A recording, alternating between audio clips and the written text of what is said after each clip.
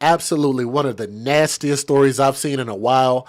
And I can only imagine what this house smells like, guys. I want y'all to look at this story. But before we get too deep into the details, I have to warn you that if you're squeamish, if you're light stomach it, I don't know how you say it, thin skinned, or whatever the case is, I need to give you guys a disclaimer before we talk about the details of this story, okay?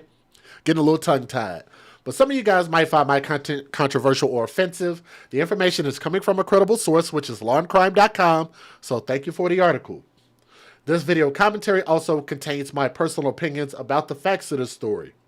The point is to use this as a cautionary tale in hopes of preventing these tragedies to children going forward. Viewer discretion is advised. That is your official disclaimer, and I'm also positive that I have this damn thing memorized at this point. Okay? Now, I want you guys to take a look at this. The person on the left-hand side, her name is Tweedledee. And then on the right-hand side, let's go back. That young lady or that young man's name is Tweedledum. And these dummies, including the third person that's going to be in this story, are out of New Mexico. And 3 women, and I use that term very, very loosely. I'm not too sure if that's 3 women, but I digress. In New Mexico have been arrested and charged in connection with extreme child abuse. An extreme case of alleged child abuse that spans 50 separate criminal charges between this trio of people. You're only going to see 2 here from time to time, but it actually is a total of 3 people. So the 3 Methketeers, I guess. I don't know what you would call them. I don't know what name you would call these people. Like, I don't know. Like, they just look like their breath would probably just make your eyeballs water. This is about a cotton-picking hillbilly, snowbilly story here.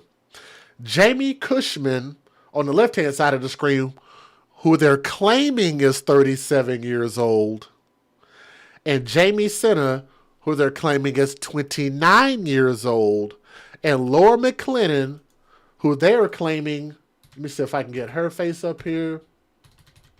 Oh, right.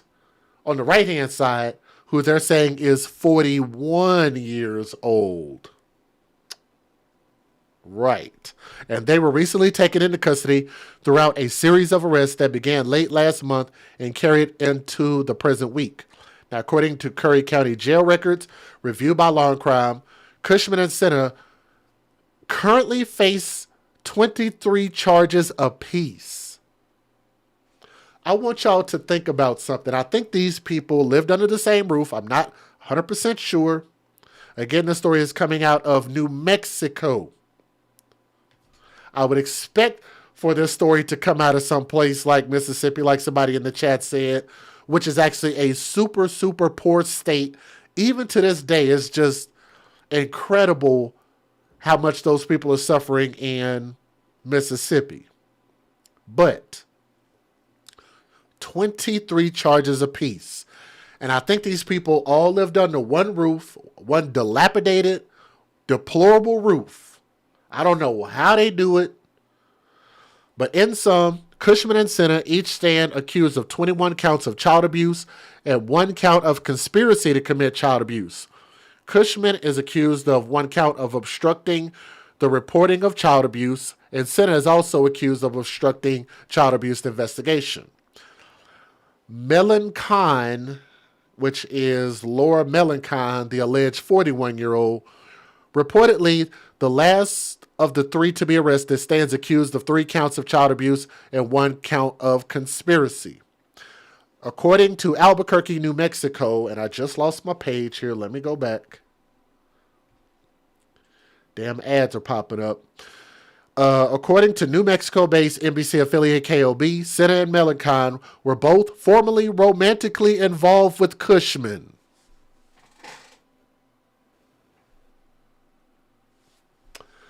Let me back this up like a U-Haul truck. I want you guys to really, really take a deep look at their faces. Let me get their names back up here. Hold on. Let me see if I can find it.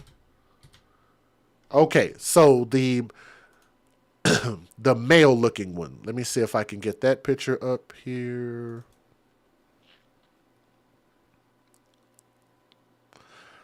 But I want to use, oh yeah, this one. This one right here. I want y'all to take a look at this. Let me read this again. Matter of fact, let me get my trusty whole whiteboard up here if you guys do not mind. I'm going to bring my whole whiteboard up here. Where is it at? Where's my whiteboard at? Right there. There we go. Let me make this into that color. So this is the person in question. Let me read this again. According to Albuquerque, New Mexico, NBC affiliate KLB, Senna and Melenkine were both formally romantically involved with Cushman, which is this handsome young fellow-looking woman. I want y'all to remember, while Jay, you're cracking jokes about the LGBTQRST element OP, I don't care. They hurt kids. Get over yourself. They're grown adults. They can deal with it. When are y'all going to start to have a bleeding heart for these children like that, right? But no. We get mad. We get in our feelings about people talking about grown adults. But we won't care about kids like that. Apparently, 2 different women who were involved in abusing children were so in love with this person here. And I'm looking at this and I'm just like,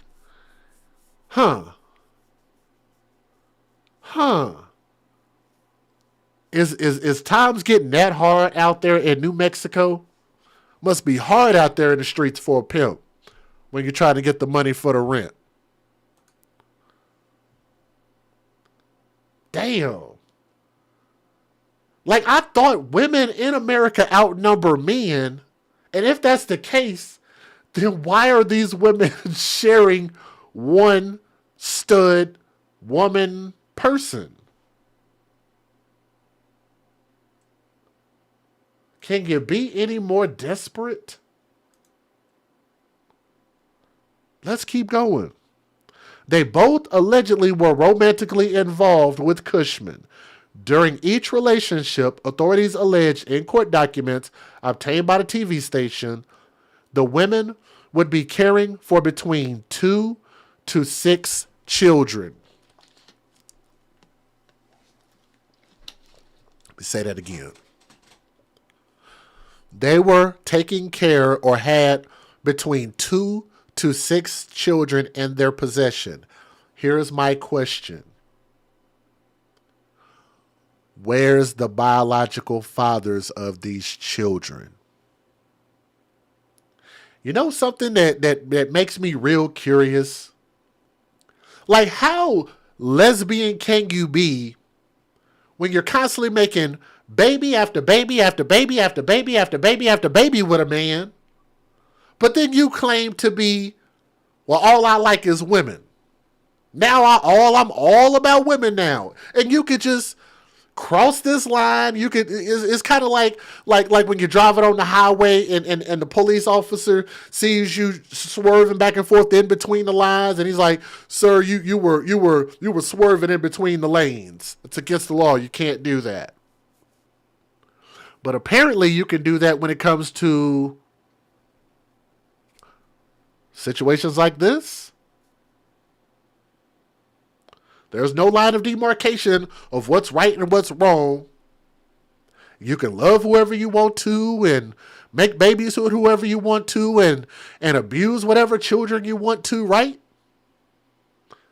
Here's something that I'm going to throw out there again, and this is another quote from Tommy, a shout out to Tommy. I always appreciate him putting out the information he puts out because it makes you think.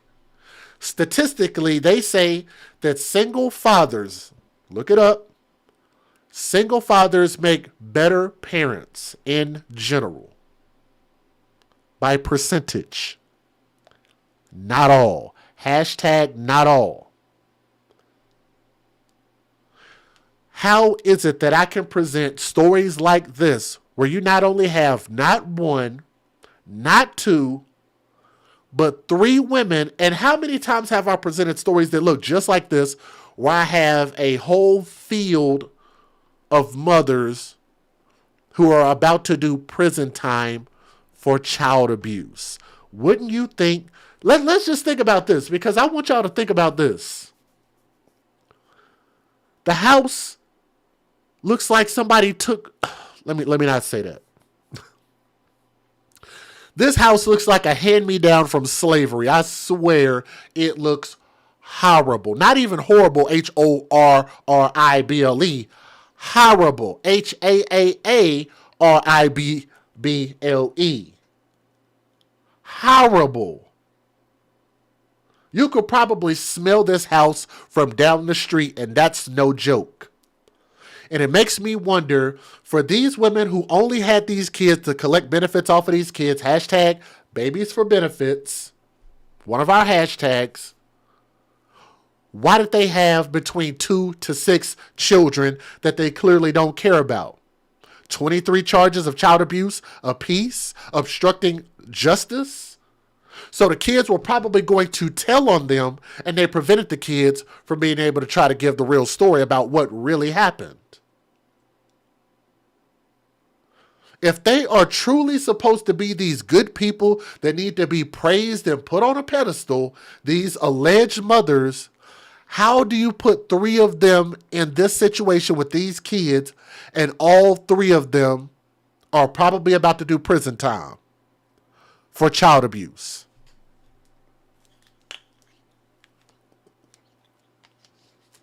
Sounds pretty selfish to me, don't it? I'm about to give y'all some real details. Do y'all want to hear the details about what they did? I don't know if y'all want to hear this or not. If y'all would, do me a favor and click that thumbs up if you're listening right now. Hit that thumbs up. That'll help share this story. I want y'all to hear why I'm being so hard on these individuals. I also want y'all to think that another big statistic, lesbian relationships in general, not all, but they have the highest rate of domestic violence among people who are in relationships. And that can't equal a good thing when statistically, when you have woman and woman, or whatever you want to call them, whatever they classify themselves as, in a relationship that has a propensity for violence, and you have kids around. So how beneficial is that for the kids, knowing that they're probably going to be seeing people cussing and fighting and beating each other up?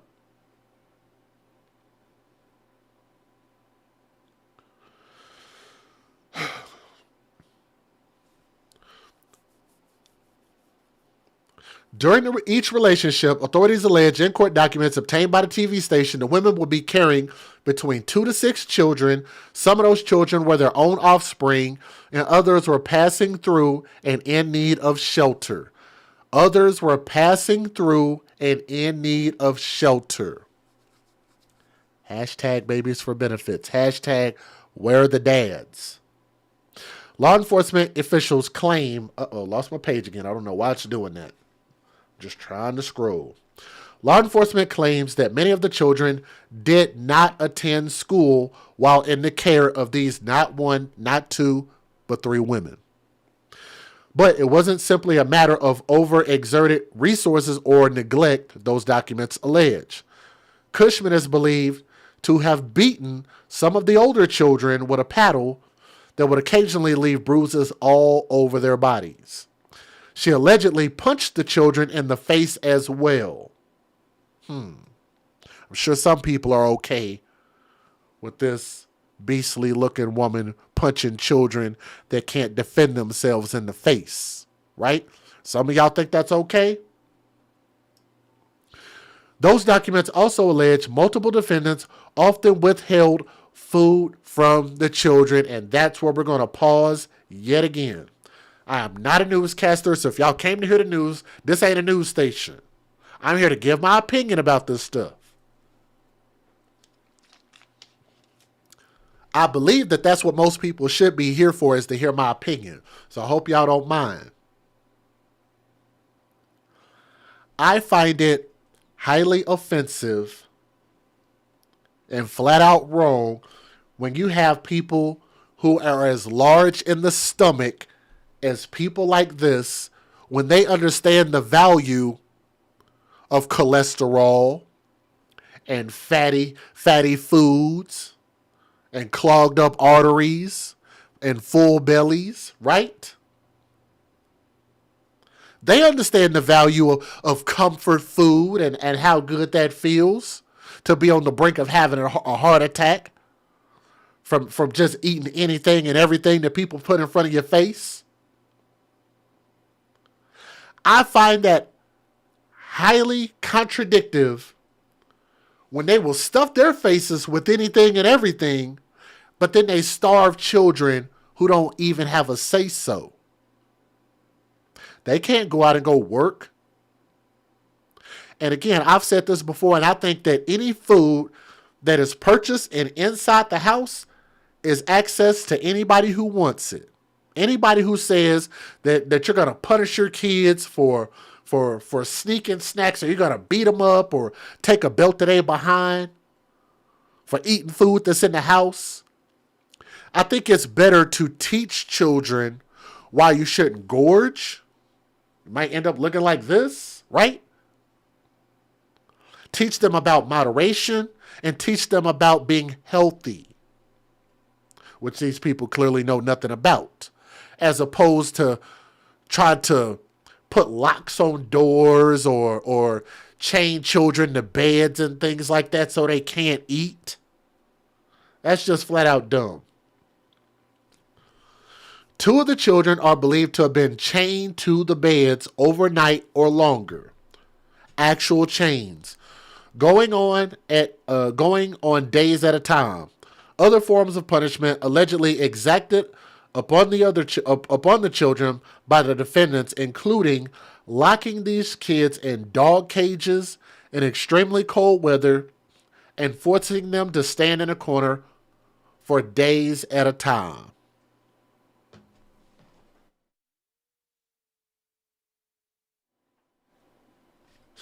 If you want to know if your discipline is going too far, see if you could do what you're doing to the kids.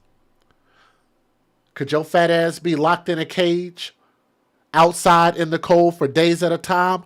Probably not.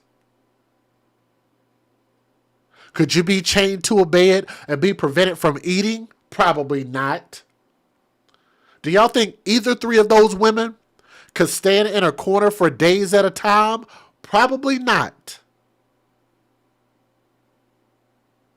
That's disgusting.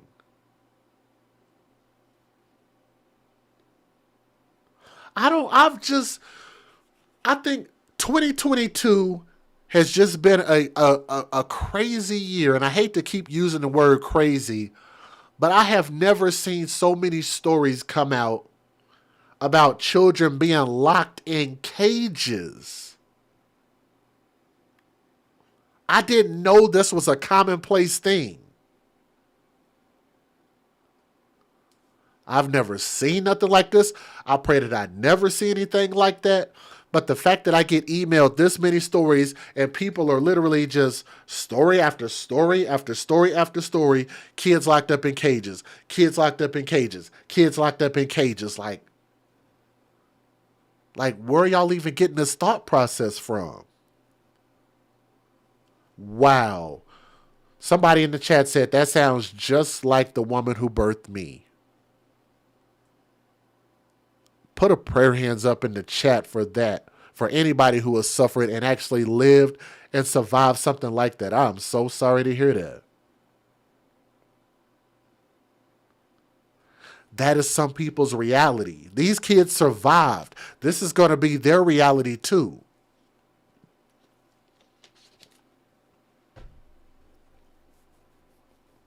Prosecutors reportedly cited disturbing pieces of multimedia evidence in assessing the charges against the 3. So they have videotape. They recorded themselves. So they really must have thought this was funny. They recorded the kids based on what this says. According to investigators, there are home videos with audible screams filtering through the alleged sounds of the children being beaten. In one video, one investigator allegedly observed a boy's face was being smothered in his own vomit. I'm not going to even read that again. Let's keep going. In another instance, law enforcement claims that there are pictures. They took pictures also. They took pictures showing two children eating spaghetti from inside a filthy bathtub with their bare hands, and the kids didn't have on clothes.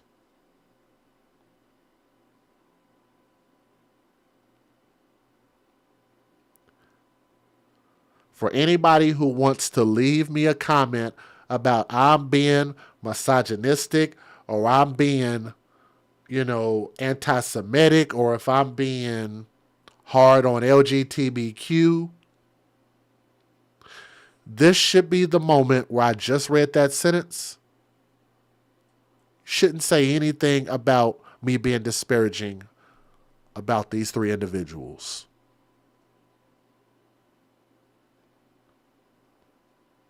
That sounds like sexual abuse also. I want y'all to remember, some of these kids weren't theirs. Why did you have them with their clothes off?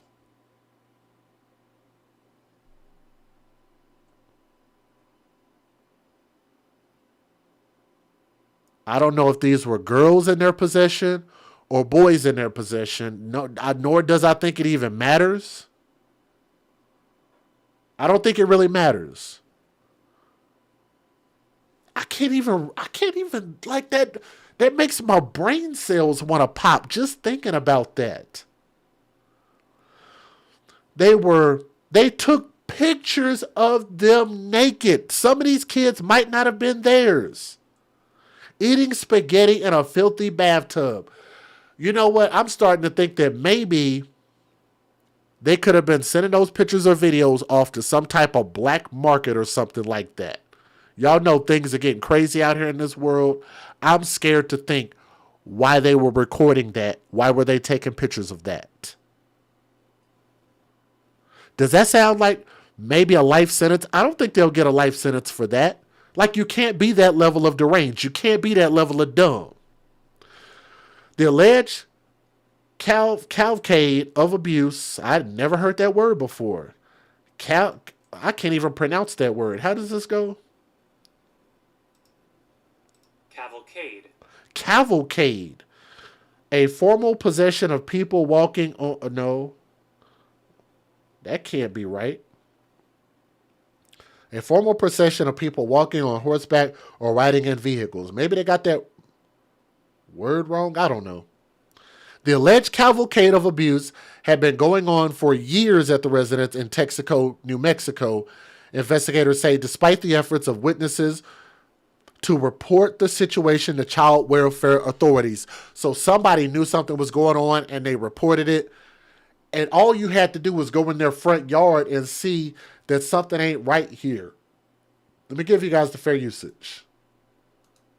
Federal law allows citizens to reproduce, distribute, or exhibit portions of copyrighted motion pictures, videotapes, or video discs under certain circumstances without the authorization of the copyright holder. This is called fair use. It is allowed for purposes of criticism, news reporting, teaching, and parody, which doesn't infringe of copyright under 17 U.S.C. 107. And to answer your question, Janice, were they selling it? I think they might have been. Why else would... I don't know what else they could have been trying to do. And for those who just donated, I want to say thank you. Thank you to Rhett's mom. Thank you also to Cynthia Miller, Rhett's mom again. Also, Jolie Guillory. Thank you also in the super chat. And also to Cynthia M, and PayPal, and Tanea. You guys know where those links are. If you guys want to show some support and what we stand for, taking a stance against criminals who hurt our babies, y'all hit that link in the description box, Cash App, Venmo, PayPal. I will absolutely make sure and shout you out. If you guys would do me a favor and click that thumbs up and share this video, let more people know where to find it. Easy way to support is just to click that thumbs up. Okay, here we go.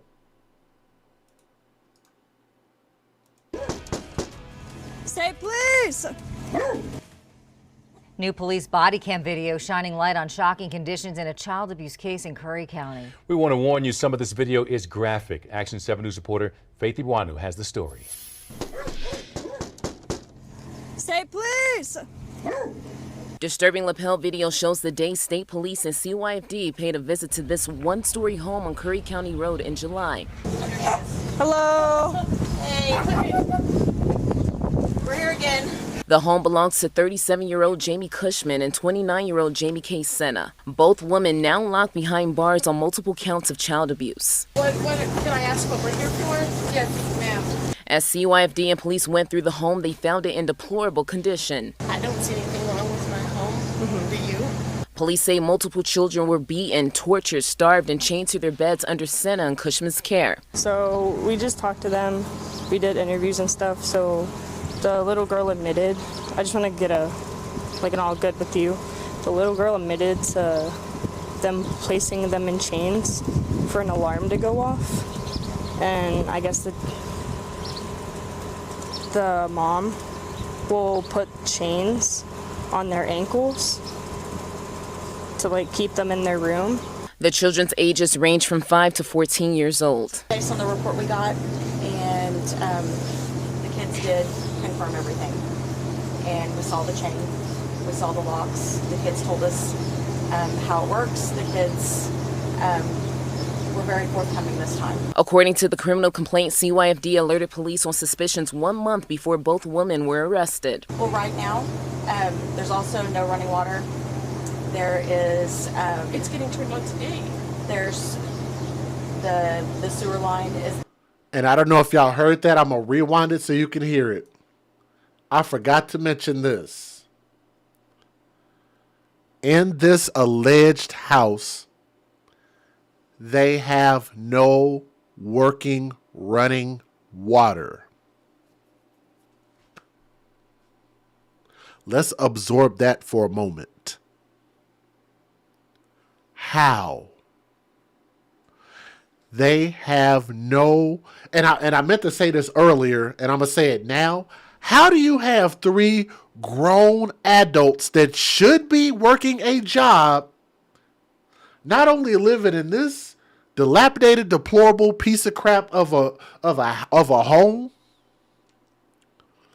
How can you put 3 groups of finances together and you can't do better than this? To the point they didn't even have working water.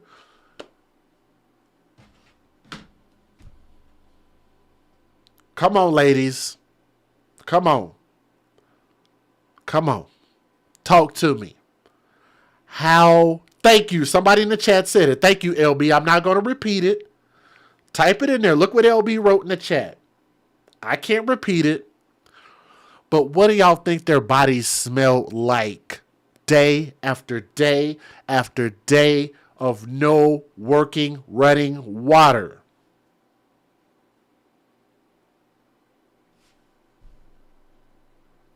And you're talking about a collective of people there. At least those 2 adults and at least a handful of kids. Nobody with working water in the house. Not to wash dishes, not to cook, not to drink, not to flush the toilet, and not to bathe. Gross. Well, right now, there's also no running water. There is... it's getting turned on today. Both women were arrested. Well, right now, there's also no running water. There is... it's getting turned on today. She said the water is getting turned on today. They are quick on their feet with the excuses. And I want y'all to notice how comfortable they are sitting right there next to each other. They just so in love and they don't give a crap about nothing else. Flat out selfish. This is just a different level of disgusting. They don't care about how they live. They don't care about how they smell. They don't care about nothing at all. Except being in each other's damn faces. There's the sewer line is backed up, and there's poop in the toilet in both porta potties. All 6 children were removed from Senna and Cushman's care shortly after the visit. She's putting a 48-hour hold on all the kids in the home, all So 6 you're of them. taking our kids? All 6 of them, and so that we can complete our investigation. The case is still under investigation. Faith Iwanu, KOAT, Action 7 News. Laura Melanson is the 3rd person arrested in this child abuse case. She is charged with 4 counts of intentional child abuse and 1 count of conspiracy to commit child abuse. Details surrounding her arrest are still developing.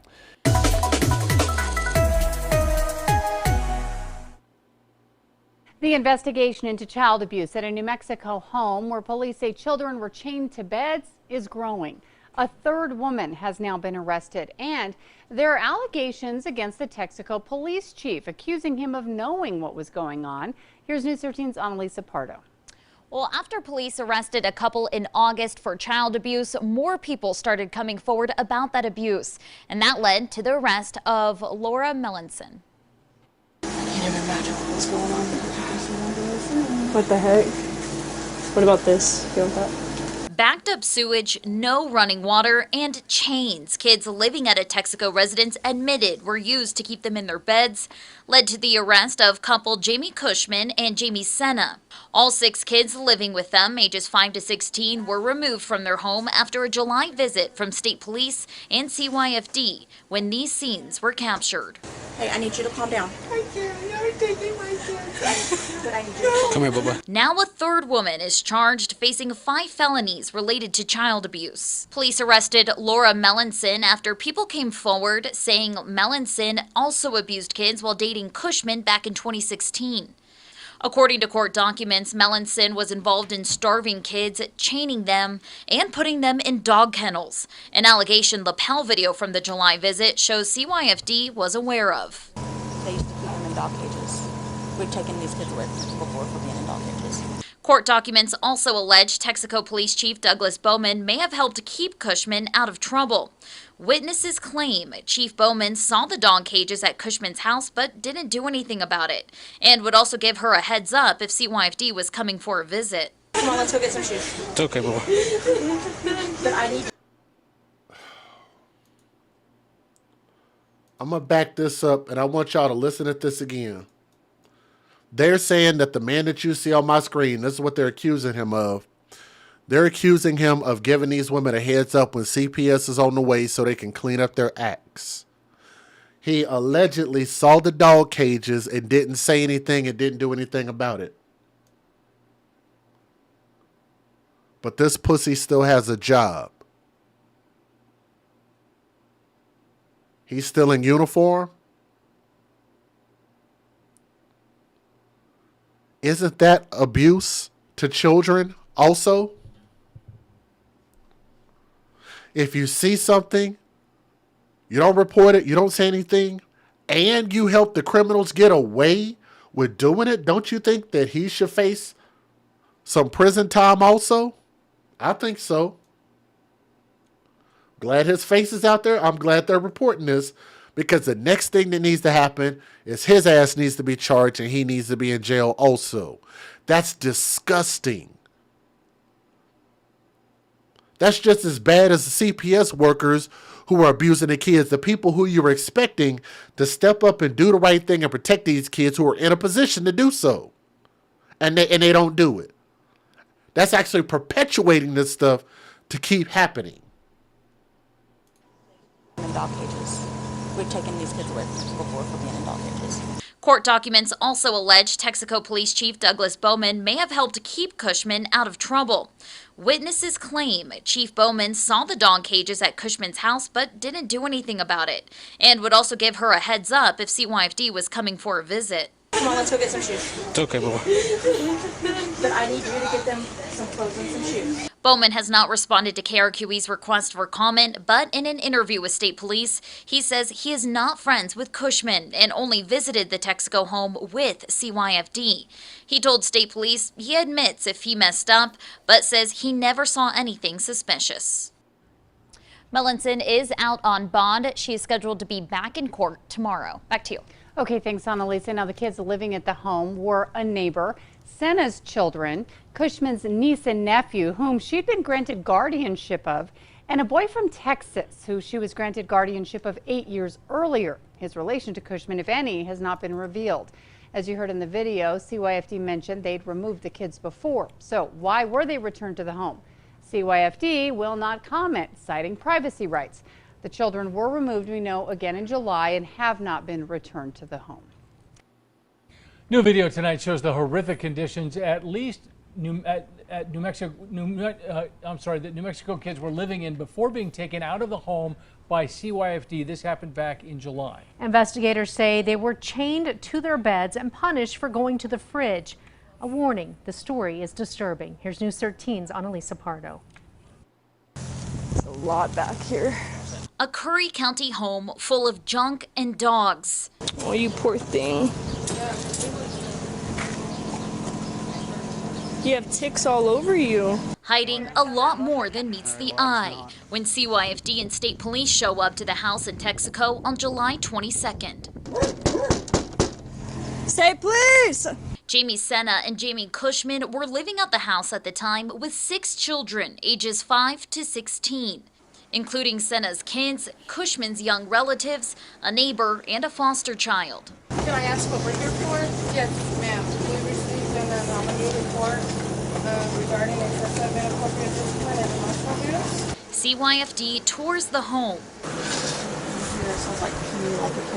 finding poor living conditions and evidence of abuse. First, finding a padlock on the bed. So random. I guarantee they were cuffed to something. Then this chain attached to the walls. One of the officers tries to keep the kids calm. You like looking at the fishes? Yeah, this one right here, huh? While CYFD interviews them one by one, confirming the abuse allegations. Based on the report we got, and the kids did confirm everything. And we saw the chain, we saw the locks. The kids told us how it works. The kids were very forthcoming this time. Well, right now, there's also no running water. There is... It's getting turned on today. There's... The sewer line is backed up, and there's sewer. CYFD took all 6 kids from the home that day and suspected one of the women was pretending to be upset. Before she went and hugged the kid, she dug her fingers really hard into her eyes.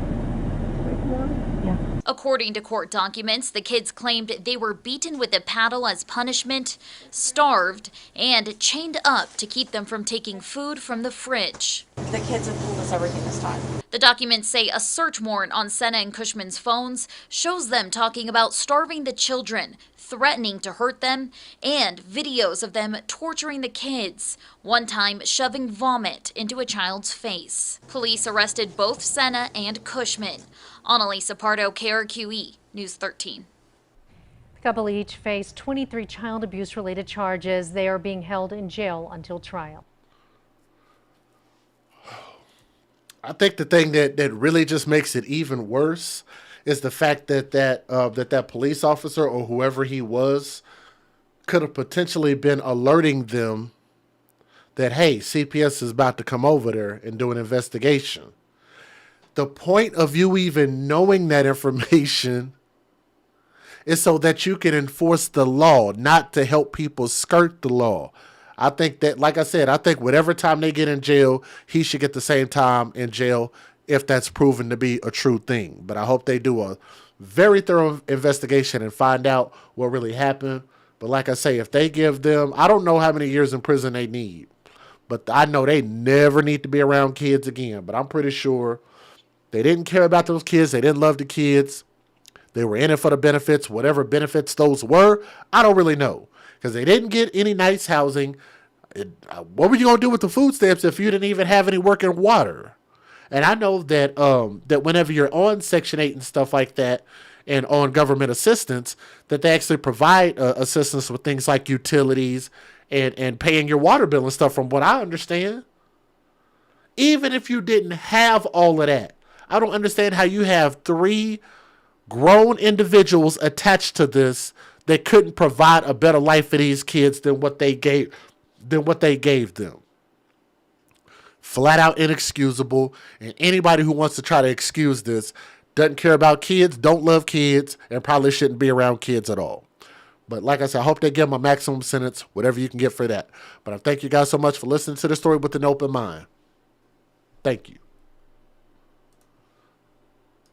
You guys ready for story number 2? We're going to go right into it. For those who are here that want to hear about the update to the twins that escaped. Well, here's the thing. I knew we were going to do an update, but I didn't think we were going to do an update this soon. About those 5 children that were missing. About mom who had like 7 kids and a young a young thug boyfriend. Y'all remember this? Excuse me. Y'all remember this? Actually, I think I'm going to keep his pictures up there. I was going to take them down, but I think I'm going to keep them up there anyway. But let me add... Oh, I need to add the videos in there. Because we got some new video.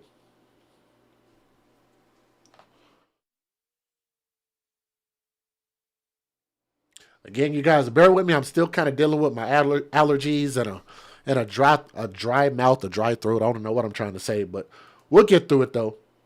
We'll get through it. So, yes, thank you. We're on story number 2 out of 5. And for those who are here, if y'all would, do me a favor and please click that thumbs up.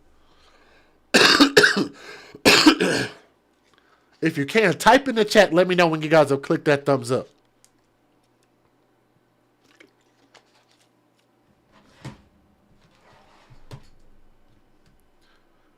We'll go ahead and get this one pulled up.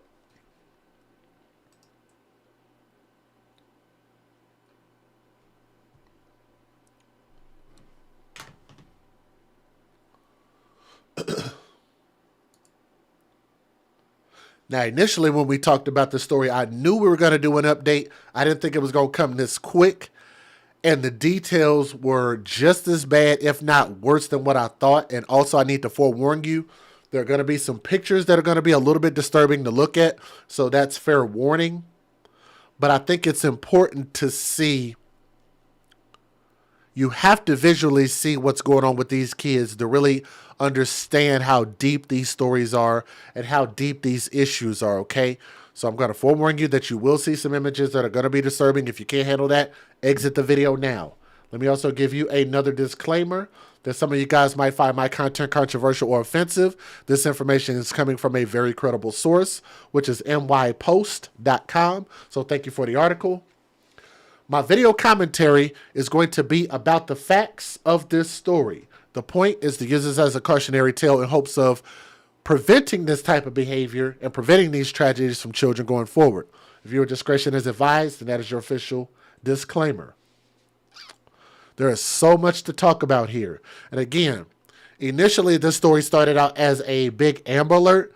Missing children, didn't know where they were. These people left Texas, ran away to Baton Rouge, Louisiana, got caught, found the kids. They were dropped. Some of them were dropped off with family members. But the reason they were even caught to begin with, excuse me, the reason they were even caught to begin with is because 2 teenagers who were handcuffed were able to escape and go call for help. That's probably the only reason, and we've got Videotape of that if you guys want to watch The Ring or ADT video. I will absolutely show you that. But Unsettling video shows a Texas mom accused of horrific child abuse, carefree and dancing with her kids. We'll show you guys that video also. Before two of her children were found emaciated, starved, in other words, and nearly naked after escaping the home. Zakiya Duncan, who they claim to be 40 years old on the left-hand side of the screen, and her 27-year-old boyfriend, Jova Terrell, have been arrested after the 16-year-old twins managed to break free from their handcuffs and fled to a neighbor's house. If you see how skinny these kids were, you wouldn't even believe that they were teenagers. Let me show you a little bit of a glimpse of how thin they were. I got to skip some of this. Right here. These kids are so thin, I would have thought they were maybe 9, 10, 11 years old. Not teenagers. Maybe because of their height, you could tell they're a little bit older. Height-wise, weight-wise, you can tell they've been starved. And that's a screenshot from one of the videos I'm going to show you in a little bit. So again, if you can't handle that, it's time to exit the video because we're going to get there. The boy and girl were allegedly shackled by the couple and abandoned inside their Houston home, where they said that they had been forced to drink their own urine and eat their own feces. I just don't know how many more of these stories I can do like this.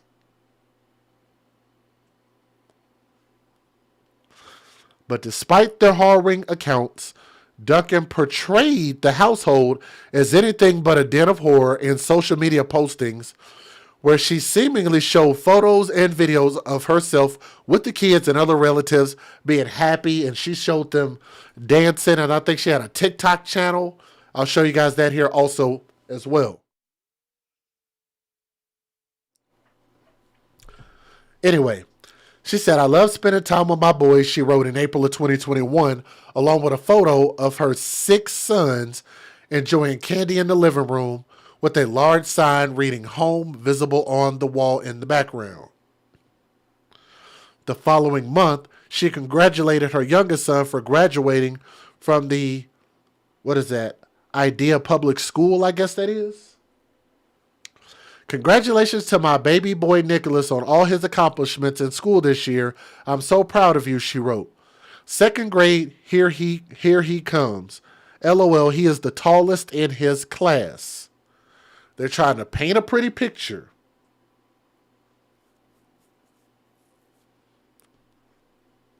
They always post on social media, and you got to be worried about people like that, making it look like everything is happy, happy, joy, joy, happy-go-lucky with the kids. And, "oh, look at my baby," and he.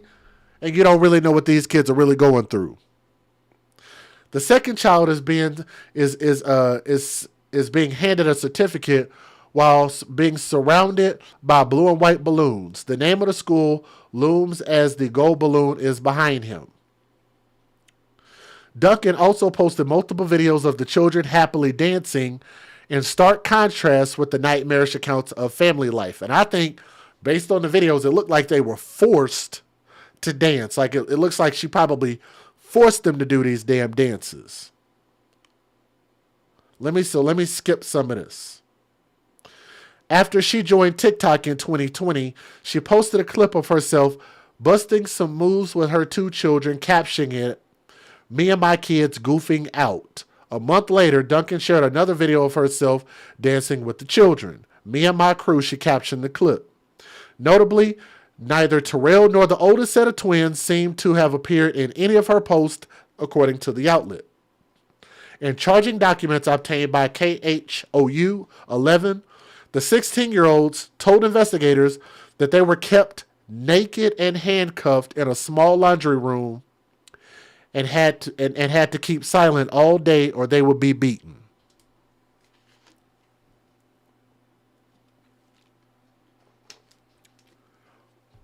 What do you want to bet that those kids probably had a different father?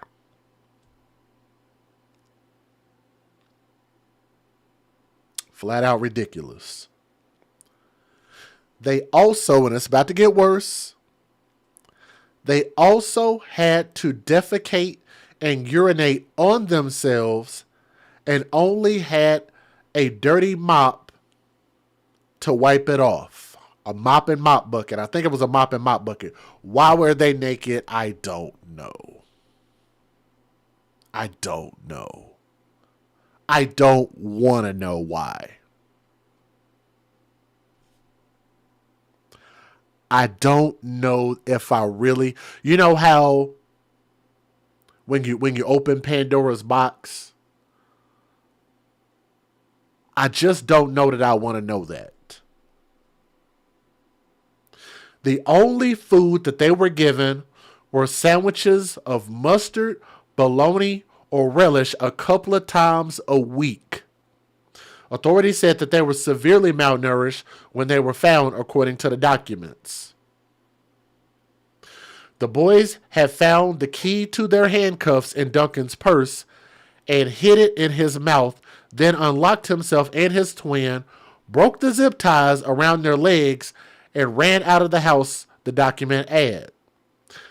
Once helped by the neighbors, the teens who suffered fractures and were both malnourished were taken to the hospital. But the story actually gets worse.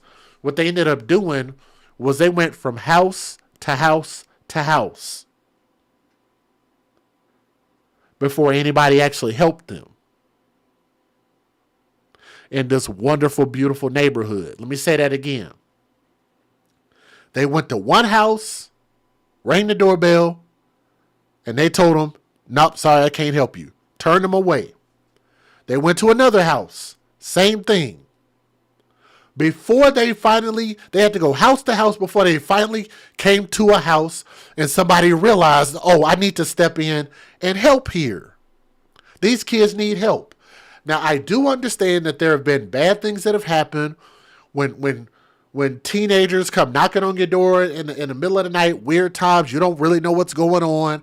I get that. You don't want to get robbed. You don't want to get beat up. You don't want to get killed. You don't want to put your family at risk. I get that. I'm just thankful that somebody had the discernment and realized in this situation, this is the time to help and the time is now. Duncan, Terrell, and the other kids, ages 14, 10, 7, and the 12-year-old twins, fled to Louisiana where the couple was arrested. The 16-year-olds and their 5 siblings have been placed into care after police learned of the horrific treatment described in charging documents. The family had recently moved into the brand new $600,000 home in Cypress, Texas, with neighbors saying they had only been living there for 2 weeks.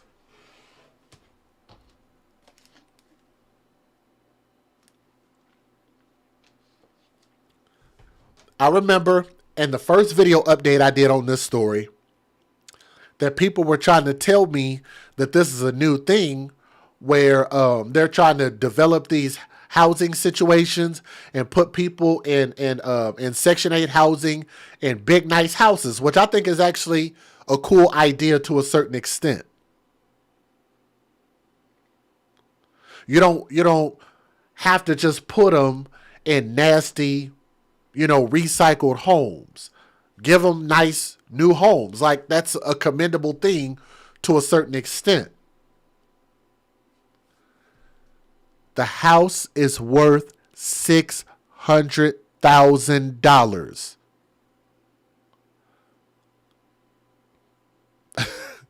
I seriously doubt if that's Section 8. If it is, I might just go get on Section 8 my damn self. Good Lord. Woo. What? That's a $500,000 house. No, that's more than a $500,000 house.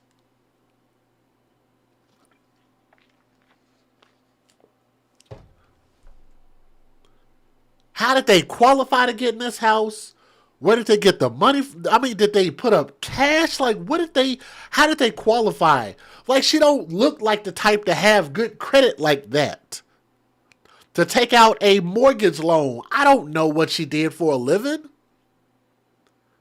I don't know what cock she was gobbling on. I don't know what NBA players, NFL players that she probably had these kids by. I don't know. That's probably where the child support money was coming from. That's probably how she did it. I would have to assume that this woman is not a bad-looking woman. She is not a bad-looking woman. At age 40 years old, I could just imagine what she probably looked like in her early 20s, mid-20s. She probably went out and trapped her a Tristan Thompson, a Dwight Howard, one of these dudes who just apparently don't mind spending the money in child support. I'd have to assume that's what happened. Some rapper. I don't know any of these rich rappers that I could pin this on. Maybe y'all got some names. I don't know. Maybe y'all could post some names in the chat. But that scenario would actually make sense. She got at least 7 kids. That's 7 cracks at the proverbial apple for child support. That's 7 opportunities to hit this child support lottery while keeping your thug boyfriend. I can almost guarantee y'all that one of these kids' dads is probably famous in some shape, form, or fashion. Let me give you guys the fair usage. Y'all see, look, man, let me before I give y'all the fair usage, let me show you something real quick. I need to show y'all the extent of these injuries. Because some people, even her, when she goes to court, like this stuff. Let me show y'all this. When she goes to court, she's probably going to claim that maybe she only had them handcuffed and zip-tied for a couple of hours. If you look at how swollen their hands are and how deep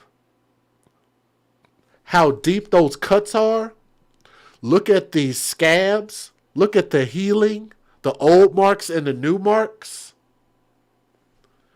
You can tell that they had been handcuffed and zip tied up for a while.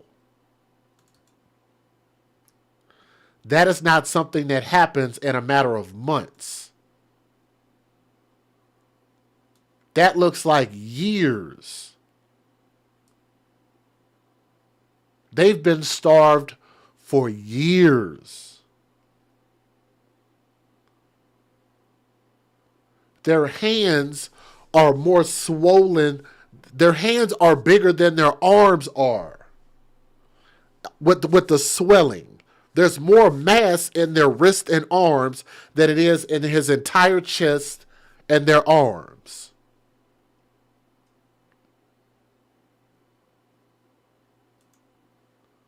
That is a miracle that they didn't even need to have their arms or legs amputated. Thank God for that.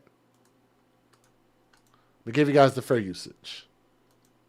Federal law allows citizens to reproduce, distribute, or exhibit portions of copyrighted motion pictures, videotapes, or video discs under certain circumstances without the authorization of the copyright holder. This is called fair use. It is allowed for purposes of criticism, news reporting, teaching, and parody, which doesn't infringe of copyright under 17 U.S.C. 107.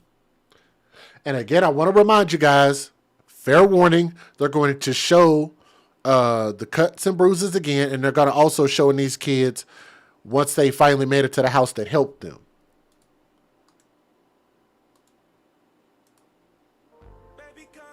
This is a video of them doing the TikTok stuff.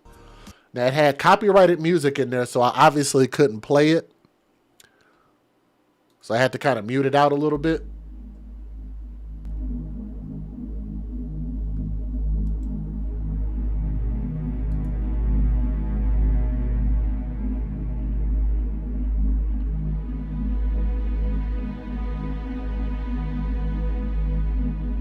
That looks so fake. She probably told them kids to do that or she was going to beat them.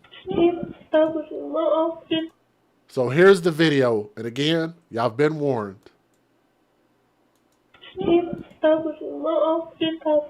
I heard the doorbell and I thought it was just me dreaming. So I was like, ignored it, went back to sleep. That neighbor's dream was actually those teenagers' nightmare finally coming to an end. Escaping from their new home in Cyprus, where they live with their mom, Zakiah Duncan, her boyfriend, Jova Terrell, and several of their siblings. And now we're learning more about what they endured in that house. Court documents filed in Harris County include the interview the 16-year-olds gave detectives. The twins saying they were forced to drink bleach, had corrosive oven cleaner sprayed in their mouths, and were routinely beaten and burned. During the interview, police say the girl was wearing a gray plastic grocery bag around her neck. She said that's what she had to use as a shirt. They did not hold a single thing back. Now, I missed that detail. My God, man. The girl was wearing a grocery bag around her neck as a shirt.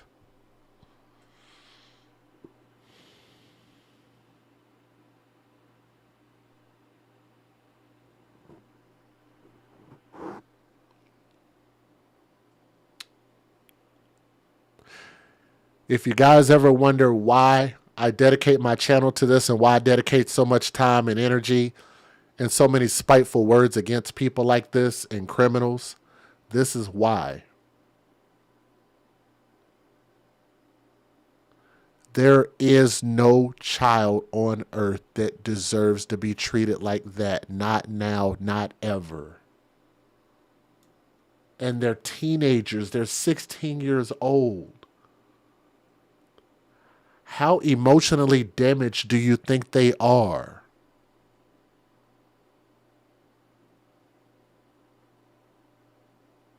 I don't even know what to say to that. Where are the fathers? 7 kids? And we ain't heard a peep from none of the dads. That is horrible. Let me back this up. Let me let y'all hear this again. More about what they endured in that house. Court documents filed in Harris County include the interview the 16-year-olds gave detectives. The twins saying they were forced to drink bleach, had corrosive oven cleaner sprayed in their mouths, and were routinely beaten and burned. During the interview, police say the girl was wearing a gray plastic grocery bag around her neck. She said that's what she had to use as a shirt. They did not hold a single thing back. They were saying that the mom had them in handcuffs in the laundry room, that they were not allowed to eat. But it was just all he could think about was food. He said, we're starving. And court records also say the children said all they were given to eat was mustard, relish, or bologna sandwiches, 3 times a week at most. They say they had to drink from a water supply valve from the washing machine. And to fall asleep, they say they were forced to take dangerous amounts of Benadryl pills. Sadly, that level of alleged abuse had become routine. 10 years ago, their mother was arrested for cruelty to a juvenile in 2012 in their hometown of Baton Rouge. She took a parenting class as part of probation, and the charge was reduced. It breaks my heart, and I'm really hoping that this time they actually do something. Duncan appeared in a Louisiana courtroom in a straitjacket. Police say she fled to Baton Rouge Tuesday after the children escaped with her other children and that boy. If y'all are listening to this video and y'all care about what's going on with these kids, please click that thumbs up. I'm asking, damn near begging. Please click that thumbs up. It shares this. As y'all can see, more people are actually joining us in the chat. And I don't mean to keep stopping the video, but I'm asking. The simplest thing to do is to please click that thumbs up. Easiest form of support, okay? Please. Please click that thumbs up. These babies deserve to have their stories told. To a juvenile in 2012 in their hometown of Baton Rouge. She took a parenting class as part of probation, and the charge was reduced. It breaks my heart, and I'm really hoping that this time they actually do something. Duncan appeared in a Louisiana courtroom in a straitjacket. Police say she fled to Baton Rouge Tuesday after the children escaped with her other children and that boyfriend who's facing charges too. Their bond has been denied, and they'll eventually be brought back to Harris County.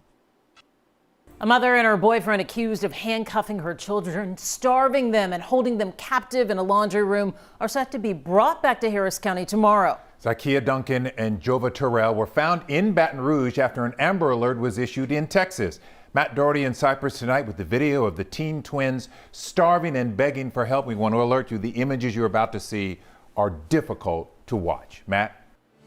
Nobody could have imagined what was allegedly happening inside of this home. The kids who escaped described a life that is truly a nightmare.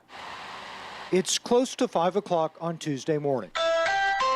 Home surveillance cameras show this pair of 16-year-old twins, a boy and a girl, who have just escaped.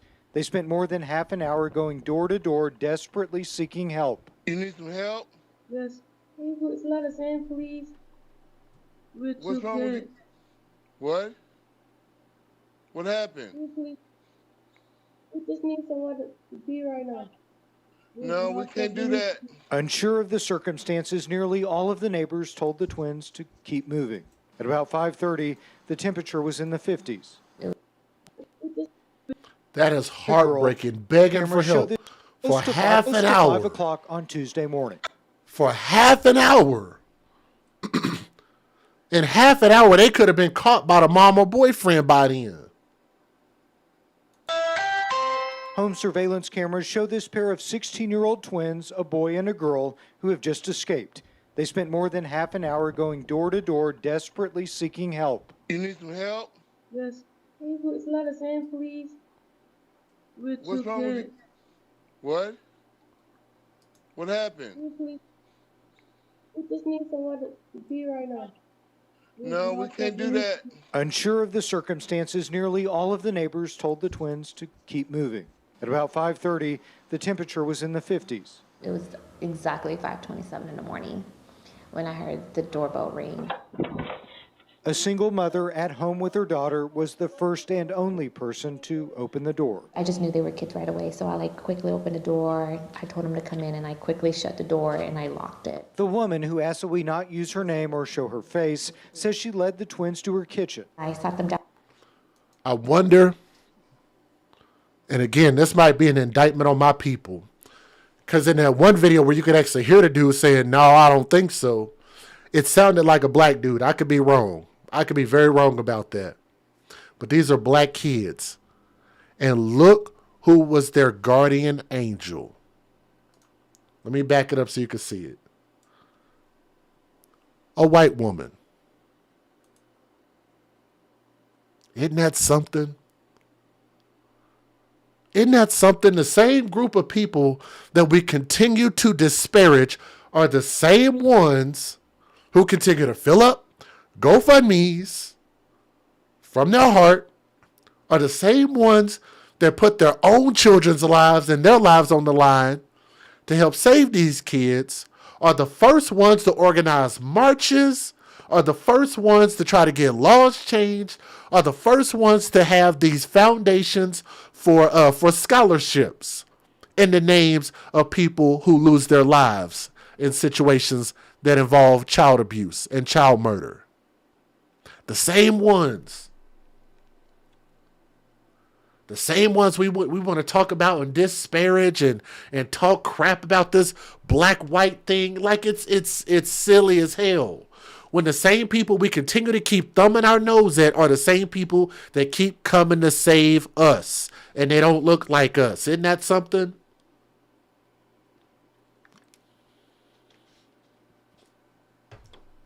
Somebody in the chat said that dude was black. He sounded like he was.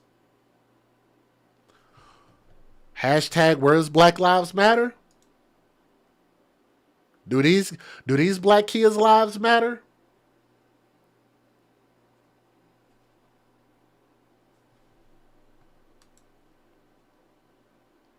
We want to get mad at Kanye West saying white lives matter. When most people didn't even understand what that meant. It was just meaning to say that America always treats white lives like they matter, but then when it comes to black lives, we don't seem to care as much. But I think that even that's on the contrary, because this video shows and proves that white folks continue to be our saving grace. In general, not all, but a lot of times. Person to open the door. I just knew they were kids right away, so I quickly opened the door. I told them to come in, and I quickly shut the door and I locked it. The woman, who asked that we not use her name or show her face, says she led the twins to her kitchen. I sat them down, I brought them blankets, covered them up, and the first thing the little boy said was, "We're starving." Basically, we're saying, like, "We're hungry, you're gonna give me something to eat." Looking at the 16-year-olds, it was obvious. After getting them something to eat, she started asking questions. When the little girl was here standing, she was visibly shaking and was showing me her handcuffs. They would say, "We just broke out of these." They told me that their mom kept them locked in the laundry room, naked, zip-tied from the ankles and handcuffed from the wrist. They said we would pee and poop on ourselves. And they said when we needed to bathe, the mom would let them use the dirty mop water to bathe. They didn't get a bath. They got dirty mop water. It turned out Zakiya Duncan had been arrested for child abuse in the past in Louisiana. Court documents show her children were removed. She got arrested for child abuse in the past. She took a class, put on a pretty face, and they gave her the kids back. And I can almost guarantee you that these two teenage twins that escaped are the same ones that she abused when she got that charge that you see on my screen back then. I can almost guarantee you those are the same kids. They got dirty mop water. It turned out Zakiya Duncan had been arrested for child abuse in the past in Louisiana. Court documents show her children were removed from the home back in 2012. We asked Louisiana's Department of Children and Family Services why the kids were returned, but they told us state law prevents the agency from even acknowledging an investigation. How can a mother do this to their kids? You know, how can a mother feel like this is okay to do? They deserve it. No kid deserves this. We spoke with psychologist Dr. Whitney Krausen with Houston's Children's Assessment Center. She says children who suffer this kind of abuse can recover with the proper help. Oftentimes we think there's no way they can possibly get through all of this, but children are so much more resilient than we give them credit for. Really what they need is just ongoing and consistent support. In Cypress, I'm Matt Doherty, KHOU 11 News. We are learning more about a horrific case of alleged child abuse in Cypress near Houston. Tonight, a mother and her boyfriend are in custody after a brother and sister were seen on a neighbor's doorstep asking for help. We want to warn you, the images and details in this story are difficult to watch and hear, but tonight we can tell you all of the children involved are safe.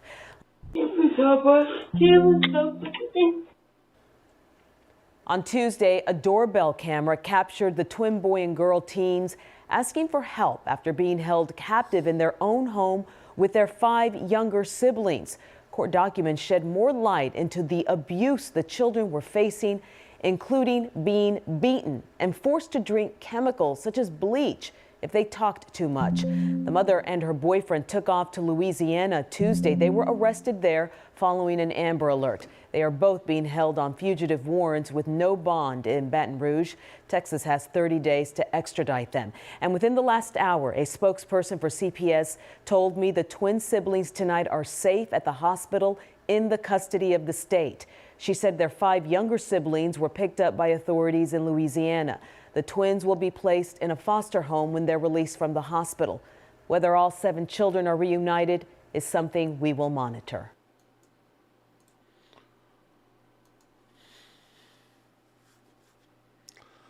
I scratch my head. I don't even know what else to say about this story. And you know what's cold about it? Is we're doing this to ourselves. We're doing this to ourselves. And we always make it seem like it's the president doing something wrong to us. Right? It's the politicians that are doing something wrong to us. Right? It's the police doing all of this horrible stuff to us out here, right? This is what we allege. We allege that's the problem. Well, how do you explain the hashtag BLM mantra plus all of these other issues. And they talk about this alleged thing, this alleged idea of white supremacy. How do you explain that to these babies, to these 7 kids who were subjected to this, especially the twins? How would you explain that to them? When the supremacy in their house was thug supremacy. We need to use that. Hashtag thug supremacy. Hashtag bad mom supremacy. Stupid is and stupid thugs. Hashtag live by the thug, die by the thug. Hashtag TTOTTT. Hood hoes love hood dick. What other ones do we have? No jail time, give them hell time. Stupid names equal stupid things. What is a Sakaya and a Jova? Those names don't even mean anything.